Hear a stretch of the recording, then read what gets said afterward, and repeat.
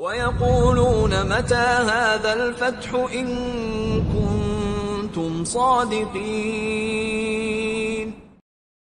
Bismillahirrahmanirrahim. Assalamualaikum warahmatullahi wabarakatuh. Alhamdulillah hamdan katsiran thayyiban mubarakan fi kama yuhibbu rabbuna wa yurda. Wassalatu wassalamu ala Rasulillah nabiyina Muhammadin sallallahu alaihi wasallam wa ala alihi wa sahbihi wa man tabi'ahum bi ihsanin ila yaumiddin, amma ba'd. Para pemirsa dan kaum muslimin dimanapun Anda berada, alhamdulillah senang sekali di sore hari ini kami menemani Anda dalam program Abis Ahsan Bincang Santai. Nah, khusus di kesempatan sore hari ini kita akan mengangkat segmen tentang konsultasi seputar syariah, konsultasi syariah seputar tentang agama. Kami senang sekali ketika pemirsa bertanya secara langsung melalui layar telepon agar nanti bisa langsung mendengarkan dan bertanya langsung kepada Ustaz Syarul Fatwa Hafizullah Ta'ala. Baik, alhamdulillah beliau sudah berada di studio Ahsan TV. Kita sapa beliau terlebih dulu. Assalamualaikum warahmatullahi wabarakatuh, Ustaz. Waalaikumsalam warahmatullahi wabarakatuh. Gimana Ustaz kabar hari ini? Alhamdulillah baik. Insyaallah, walaupun cuaca di luar hujan di Cikarang ya. Saat agak berbeda dengan tadi yang sudah saya sampaikan di kesempatan sore hari ini. Kita coba memfasilitasi pemirsa yang antusias sekali saat bertanya di setiap kajian.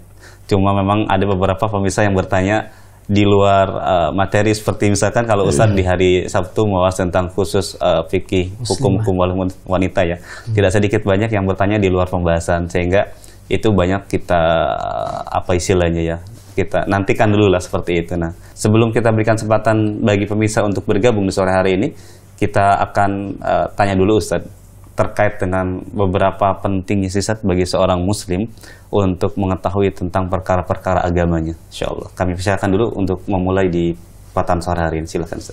Baik. Bismillahirrahmanirrahim. Assalamualaikum warahmatullahi wabarakatuh. Alhamdulillah rabbil alamin, wassalatu wassalamu ala Rasulillah nabiyina Muhammadin wa ala alihi wa sahbihi wa man tabi'ahum bi ihsanin ila yaumiddin. Saudaraku yang dimuliakan Allah SWT, kalau kita ditanya seberapa penting menuntut ilmu agama dalam kehidupan kita, ya ketika kita hidup di dunia ini, yang pertama, ilmu agama itu adalah ilmu yang selalu membersamai kita dari mulai lahir sampai akhir hayat, sehingga kita tidak bisa lepas dengan ilmu agama ini. Bahkan kebutuhan kita dengan ilmu agama melebihi kebutuhan kita terhadap makan dan minum, sebagaimana dikatakan oleh para ulama. Kalau kita makan sehari, ya paling banyak berapa sih? 3 kali ya, sama mindo 4 kali. Tapi kebutuhan kita dengan ilmu agama itu sepanjang hayat kita, dari mulai lahir sampai akhir hayat. Karena itulah Imam Ahmad mengatakan, al-ilmu la ya'diluhu syai' liman sohat niyatuh. Belajar ilmu agama itu tidak bisa ditandingi dengan apapun bagi yang niatnya lurus, niatnya bagus.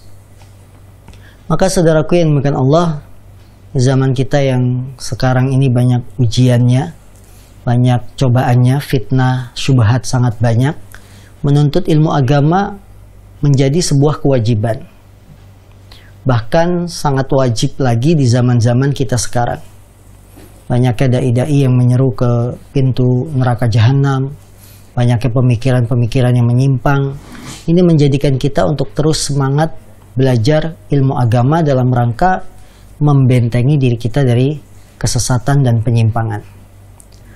Di zamannya sahabat Ibnu Mas'ud saja, beliau sudah mengatakan, kathura fi zamanikum al-khutaba wa qalla ulama'ukum. Di zaman kalian itu sekarang banyak khutaba, tukang khutbah, tapi sedikit para ulamanya. Itu di zaman sahabat sekelas Ibnu Mas'ud. Tukang ceramahnya banyak, ulamanya sedikit. Ini akan membuat kerancuan-kerancuan dalam agama. Ya. Kalau banyak tukang ceramah daripada ulama. Karena tukang ceramah itu belum tentu dia ulama. Dia hanya pandai menata kata-kata retorika, ya. Dia pandai membawa perasaan pendengar, tapi ilmunya nggak ada. Ilmu tentang ayat Qur'annya, hadis Rasulnya tidak ada. Maka disinilah pentingnya kita terus belajar menuntut ilmu agama agar kita terhindar dari subhat pemikiran menyimpang dari tukang-tukang ceramah seperti ini. Ini letak pentingnya kita belajar bahasa Arab, belajar ilmu agama ya di tengah-tengah zaman yang memang semakin jelek dari hari ke hari. Nah, belajar ilmu agama ini tentunya kita harus memulai dengan mengkaji ayat-ayat Al-Quran, mengkaji hadis-hadis Rasul Shallallahu Alaihi Wasallam, agar kita beribadah sesuai dengan apa yang diinginkan oleh Allah dan Rasul. Karena kita lahir ke dunia itu tujuannya hanya untuk ibadah. Bagaimana ibadah kita benar sesuai keinginan Allah dan Rasul, maka tidak ada cara untuk mengetahui ibadah kita benar sesuai keinginan Allah dan Rasul kecuali dengan menuntut ilmu agama.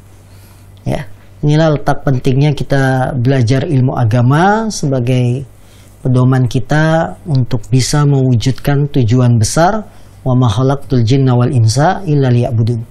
Tidaklah aku ciptakan jin dan manusia kecuali untuk beribadah kepadaku. Bagaimana kita beribadahnya benar? Yang diajarkan sesuai apa yang diinginkan oleh Allah dan Rasul, tidak ada cara kecuali dengan menuntut ilmu agama. Nah, Ustaz, insyaallah jazakallahu khairan. Semoga jadi motivasi untuk kita semua terkait tentang pentingnya belajar ilmu agama. Alhamdulillah, kita buka sekali lagi kesempatan bagi pemirsa yang ingin bergabung di kesempatan sore hari ini.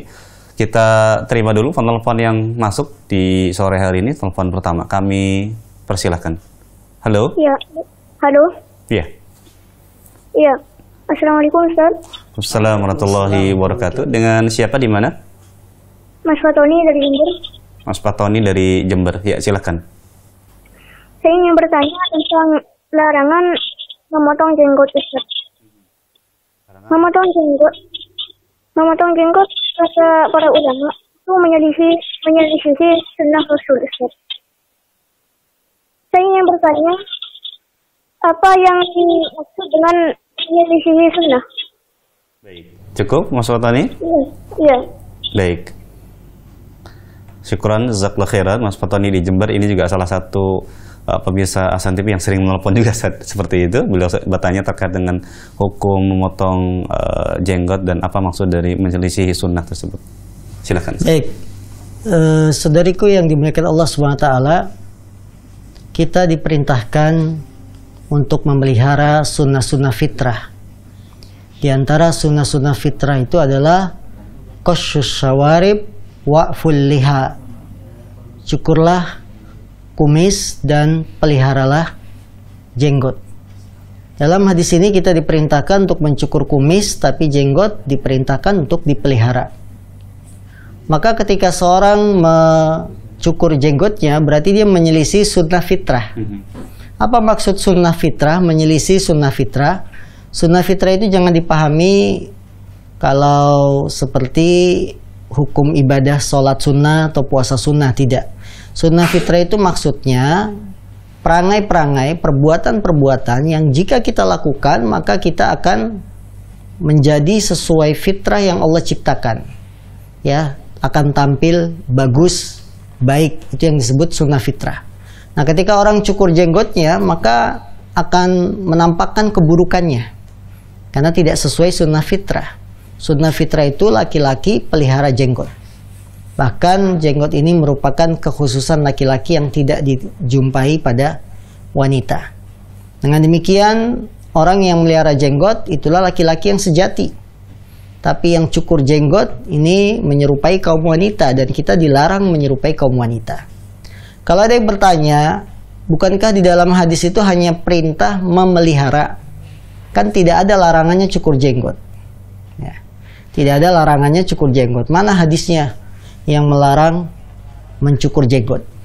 Maka kita katakan, orang yang memahami dalil-dalil dalam agama, maka dia akan memahami bahwa perintah terhadap sesuatu larangan dari kebalikannya. Makanya para ulama memberikan kaidah al-amru fi syai'in nahyun an diddihi.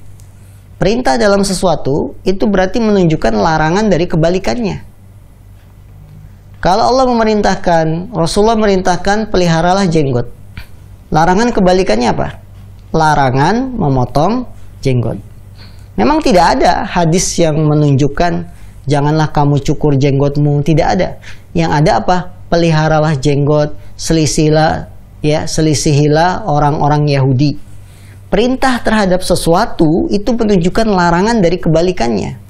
Ini orang yang belajar agamanya dengan benar dan lurus, dia akan paham perintah sesuatu itu berarti larangan dari kebalikan. Allah memerintahkan kita sholat, berarti larangan dari kebalikannya apa? Jangan meninggalkan sholat, ya. Nah, jazakallahu khairan atas jawaban dari pertanyaan Mas Fatoni di Jember. Baik, kita terima kembali telepon yang sudah masuk di sore hari ini. Kami persilahkan. Halo. Terputus. Baik, terputus. Kita berikan kesempatan pemirsa yang bertanya melalui layanan pesan singkat Ustaz dari seorang Polana di Cikarang. Beliau bertanya terkait dengan warisan Ustaz. Ustaz izin bertanya, ada suami istri, qadarullah suami meninggal, kemudian belum memiliki anak, kemudian memiliki rumah bersama Ustaz di kampung bersebelahan dengan rumah mertua. Dahulu suami istri ini sama-sama bekerja di perusahaan. Istri membantu biaya membuat rumah 50%. Mertua tidak setuju rumah dijual. Solusi mertua istri ini, jika pulang, ya pulang saja ke rumah ini. Rumah tidak harus dijual. Kemudian istri menunggu pembagian waris namun memang tidak dibagi. Nah, pertanyaan adalah mohon nasihat dari Ustadz untuk istri, nantinya bagaimana hal tersebut, maksud dari rumah tersebut, apakah diikhlakan saja karena tidak mau ribut dan menunggu entah sampai kapan rumah ini dibagi. Mohon nasihat dari Ustadz, jazakumullah khairan. Baik, berarti yang meninggal ini adalah suaminya. Betul. Suaminya meninggalkan seorang istri dan tidak ada anak. Betul. Dalam hukum Islam, apabila suami meninggalkan seorang istri, tidak ada anak, maka istri berhak mendapatkan seperempat dari harta peninggalan suaminya. Ya, istri dapat seperempat karena tidak ada anak. Nah, harta warisan yang ditinggalkan oleh suami diantaranya adalah rumah besar, yang dalam proses pembangunannya 50% antara suami dan istri. Artinya rumah itu tidak sepenuhnya suami yang membangun. Bagaimana pembagiannya sementara ibu mertua belum setuju kalau itu dijual, ya, dan lain sebagainya. Nah, ketika rumah itu 50% berarti ada harta istri yang dia berhak tanpa menunggu pembagian waris, ya. Disampaikan kepada mertua baik-baik bahwa dahulu dalam pembuatan pembangunan rumah ini sebenarnya suami saya 50%, saya 50%. Jadi sebenarnya setengah rumah ini adalah punya saya. Kemudian setengahnya lagi adalah milik suami, yang istri dari setengahnya ini dapat seperempat. Misalkan taruhlah rumah itu nilainya berapa? 300 juta. Rumah 300 juta. 50%-nya berarti 150 juta itu mutlak milik istri, bukan waris. Dikeluarkan 150 juta itu milik istri. Kalau mertua bertahan tidak mau dijual, kasihkan ya 150 juta kepada istrinya. Nah, 150 juta lagi ini warisan disebut karena milik suami. Warisan ini yang harus dibagi 150 juta, diantaranya seperempat dari 150 milik istri. Barulah setelah itu sisanya dibagikan kepada ibunya, ibu kandung, karena dapat, ya, karena ibu tidak ada anak dia dapat sepertiga dan seterusnya. Ya, jadi kalau memang tidak mau dijual, maka ibu mertua bisa mengganti kepemilikan dari rumah tersebut karena 50% istri menyumbang dalam pembangunan rumah. Nah, jazakallahu khairan. Mudah-mudahan Fulanah yang bertanya tadi di Cikarang mudah-mudahan bisa terjawab ya permasalahannya. Kita berikan kesempatan berikutnya penelpon kedua di sore hari ini. Kami persilakan. Halo. Ya. Halo, assalamualaikum. Assalamualaikum warahmatullahi wabarakatuh. Dengan siapa? Di mana Bapak? Iya, saya dengan Pak Ibnu di Maros. Pak Ibnu di Maros, Sulawesi ya Pak? Iya, Sulawesi. Iya, silakan Pak Ibnu. Iya, tadi menyimak terkait fenomena banyaknya penceramah daripada ulama. Dan ini memang sudah menjadi fakta kita di lapangan.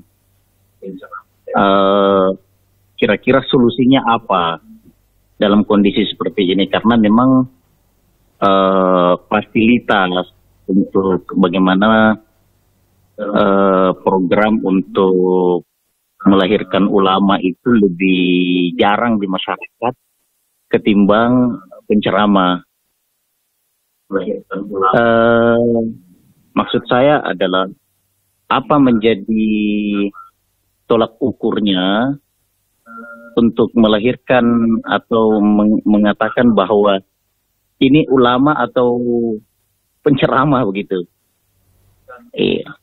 Cukup Pak Ibnu. Mohon solusinya. Baik. Baik. Terima kasih Pak Ibnu di Maros di Sulawesi. Ditunggu jawaban dari Ustaz. Silakan Ustaz. Baik, saudaraku yang dimuliakan Allah SWT, ilmu itu adalah suatu yang mulia. Ilmu itu adalah kita berbicara tentang agama Allah. Jadi kalau kita berbicara tentang ilmu agama, berarti kita berbicara tentang agama Allah yang mulia ini. Maka tidak setiap orang berhak berbicara tentang ilmu agama. Karena kalau kita bebaskan semua orang berbicara ilmu agama, akan rusak agama ini.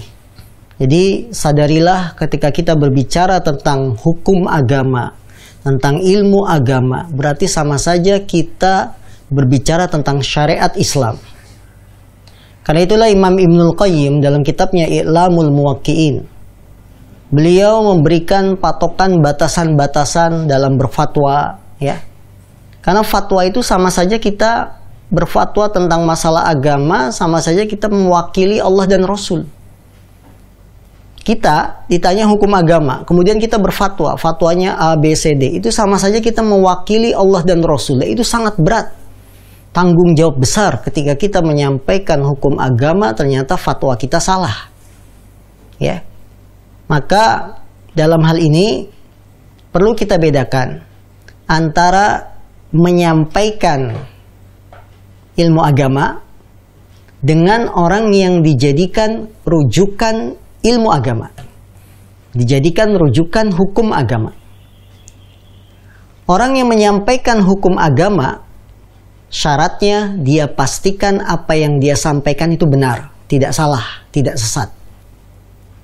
Jadi kalau Anda, siapapun kaum muslimin yang ingin menjadi penceramah, sekedar menyampaikan hukum agama, maka Anda harus pastikan konten isi ceramahnya itu benar, tidak menyimpang.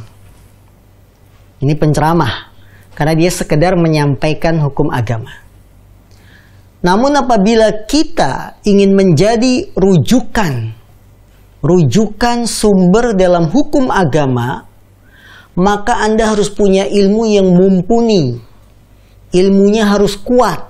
Ini disebut ulama. Ya. Jadi maksud kami, sedikitnya ulama di zaman kita, banyaknya penceramah. Kalau banyaknya penceramah bisa dipastikan ceramahnya benar, tidak ada masalah. Ya, kehidupan masyarakat akan damai. Yang menjadi masalah, tukang-tukang ceramah ini kan yang disampaikan nggak benar. Ya, mereka sembarangan dalam berbicara hukum. Mengucapkan Natal boleh, tahun baruan halal. Ya. Tapi kalau penyampai agama, penyampai tentang hukum agama, dia hanya menyampaikan dan dia tahu itu benar, maka boleh jadi penceramah, tapi dengan syarat isi ceramahnya benar. Namun ketika kita ingin menjadi rujukan dalam hukum agama, maka kita harus punya ilmu yang mumpuni. Itulah yang disebut para ulama, karena para ulama itu rujukan dalam hukum Islam. Ya. Sekarang bagaimana solusinya supaya dua golongan ini benar berjalan menjadikan pelita cahaya terang benderang bagi umat?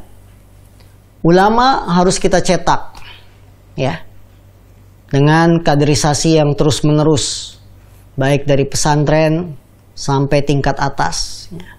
Kita berikan fasilitas pendidikan yang gratis dari mulai TK, SD, SMP, SMA, kuliah. Kemudian disekolahkan ke luar negeri di tempat yang benar sehingga dia digembleng untuk menjadi ulama yang benar. Sehingga nanti pulang menjadi rujukan dalam ilmu. Karena ulama itu rujukan dalam hukum Islam, rujukan dalam ilmu. ilmunya harus mumpuni. Maka menjadi ulama itu berat. Harus menguasai bahasa Arab dengan segala cabangnya. Karena rujukan dia. Rujukan dalam masalah ilmu. Tapi kalau sekedar untuk menjadi penceramah, kita ajarkan kepada para penceramah ini konten-konten isi ceramah yang benar. Bukan yang salah, bukan yang menyimpang. Bagaimana caranya? Dibuat kurikulum pendidikan bagi para penceramah dai sesuai kurikulum yang lurus. Kitab-kitabnya dipilihkan, buku-buku pelajarannya yang lurus. Sehingga menghasilkan para penceramah yang isi ceramahnya itu benar. Ya, ini diantara beberapa solusi agar kita bisa mencetak ulama, kemudian ada juga penceramah. Di negara Saudi Arabia, pendidikan itu gratis 100%, ya, dari mulai jenjang TK sampai perguruan tinggi. Kemudian ditambah lagi banyaknya ulama-ulama yang sudah jadi membuka kajian-kajian di Masjid Nabawi atau Masjidil Haram di Mekah. Sehingga para putra-putra masyarakat Saudi Arabia yang belajar, dia tetap mengikuti jenjang formal sampai kuliah, tapi dia juga tetap berguru kepada para ulama-ulama yang senior. Sehingga menghasilkan ulama-ulama berikutnya sebagai penyambung tongkat estafet. Sedangkan para penceramah yang memang dia hanya menempuh formal saja, ya, karena pendidikan itu, kalau kita menempuh pendidikannya formal, ini akan menghasilkan para peneliti saja. Para peneliti, ya, karena dalam dunia perkuliahan kan banyak tugas, banyak menulis makalah, banyak penelitian. Dia penelitian. Secara ilmu kurang kuat. Namun bila kita belajar ya dengan sistem mulazamah, talaki, berjumpa langsung dengan guru, ini akan mencetak murid-murid handal yang bisa menjadi ulama. Ya. Maka alangkah baiknya kalau kita gabungkan dua metode ini. Bagi yang menginginkan jadi ulama, punya ilmu yang kuat, dia harus berguru langsung dengan para ulama. Bagi yang hanya sekedar ingin menjadi penceramah tapi kontennya itu benar, maka mengikuti pendidikan formal dengan kurikulum yang benar. Yang hasilnya akan membuat para dai-dai ini bisa menyampaikan isi ceramah agamanya sesuai dengan Al-Quran dan hadis. Allahu a'lam. Nah, Ustaz, jazakallahu khairan, barakallahu fiik atas jawaban dari pertanyaan Pak Ibnu di Maros di Sulawesi. Mudah-mudahan bisa dipahami terkait tentang masalah tadi. Baik, kita berikan kesempatan berikutnya pemirsa yang bertanya melalui layanan pesan singkat. Ini ada pembahasan terkait yang kemarin terjadi, Ustaz, ya, hari tahun baru dengan pertanyaan yang kita kumpulkan. Yang pertama, Ustaz, bagaimana hukum menerima makanan dari pesta ulang tahun? Itu yang pertama, Ustaz. Kemudian bagaimana hukum para penjual trompet, Ustaz? Apakah halal hasil jualannya dan apakah dia termasuk berdosa menjual barang tersebut, Ustaz? Mohon jawabannya, Ustaz. Baik, saudaraku yang dimuliakan Allah SWT, termasuk kaidah besar al-qawaid al-khamsah al-kubra, 5 kaidah besar dalam agama yang harus kita pahami, yaitu al-wasail laha ahkamul maqasid. Sarana itu akan mengambil hukum dari tujuannya. Wasilah akan mengambil hukum dari tujuannya. Bila tujuannya haram, maka segala sarana menuju keharaman ikut diharamkan. Sebagai contoh, Allah mengharamkan perbuatan zina, wala taqrabuz zina. Zina itu kan tujuan puncak. Maka segala sarana yang bisa menghantarkan kepada zina, hukumnya haram. Diharamkan pacaran, diharamkan berdua-duaan dengan wanita yang bukan mahram, karena ini sarana menuju zina. Jadi ini kaidah besar yang harus kita pahami. Al-wasail laha ahkamul maqasid. Sarana memiliki hukum seperti tujuannya. Kalau tujuannya haram, maka sarananya ikut haram. Tujuannya halal. Kita berbakti pada orang tua. Ya, kemudian sarana untuk berbakti pada orang tua apa? Dengan HP, nelpon. dengan mengirim uang, maka sarana-sarana ini menjadi halal. Ya. Kita hukum sholat Jumat berjamaah bagi laki-laki wajib. Maka segala sarana yang bisa menghantarkan untuk berangkat sholat Jumat menjadi wajib. Berjalan, berangkat, idza nudiya lis-sholati min yaumil jumu'ah fas'au ila dzikrillah. Maka berjalanlah, pergilah, berangkatlah kalian menuju sholat Jumat. Maka jalannya kita menuju masjid sholat Jumat jadi wajib. Nah, berkaitan dengan pertanyaan ini, apa hukumnya penjual yang menjual trompet dalam rangka acara tahun baru? Sebelum kami jawab ini, sekarang kita buat permisalan lain. Jual sajam. Apa sajam? Senjata tajam saat ngeliat tawuran. Ada bentrokan nih tawuran di Jakarta, 2 kelompok. Kita keliling, golok, celurit. Kira-kira apa hukum jual celurit sama golok di sini? Haram.